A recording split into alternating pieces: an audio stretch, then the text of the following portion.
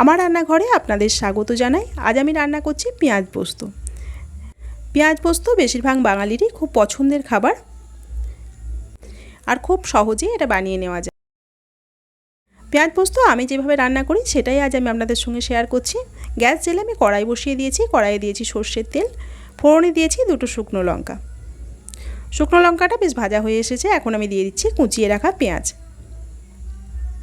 আমি এখানে 6টা মাঝারি সাইজের পেঁয়াজ কেটে নিয়েছি।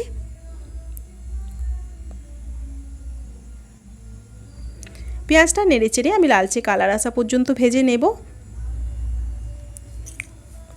আমার এই রেসিপি যদি আপনাদের ভালো লেগে থাকে অবশ্যই লাইক করুন আর আমার চ্যানেলটিকে সাবস্ক্রাইব করুন।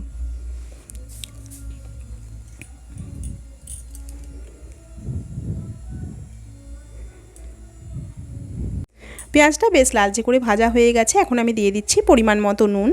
নুন দিয়ে আরও কিছুক্ষণ আমি ভেজে নেব। ঠিক এরকম কালার আসা পর্যন্ত আমি ভেজে নিচ্ছি। এখন আমি দিয়ে দিচ্ছি বেটে রাখা পোস্ত। আমি এখানে 3 চামচ পোস্ত, একটা শুকনো লঙ্কা দিয়ে বেটে নিয়েছি। ঝালটা আপনারা আপনাদের পছন্দ মতো দেবেন। বাটিটা ধুয়ে অল্প জল দিয়ে দিলাম, আর দিলাম 2টো কাঁচা লঙ্কা। 2টো কাঁচা লঙ্কা আমি ভেঙে দিয়ে দিয়েছি। সব কিছু মিশিয়ে দিচ্ছি।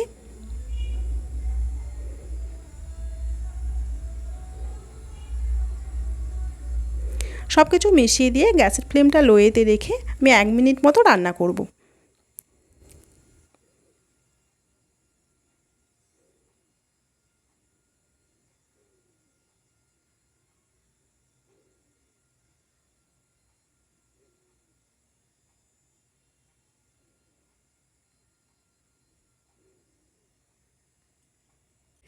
এক দেড় মিনিট মতো রান্না করে আমি গ্যাসটা অফ করে দিয়েছি।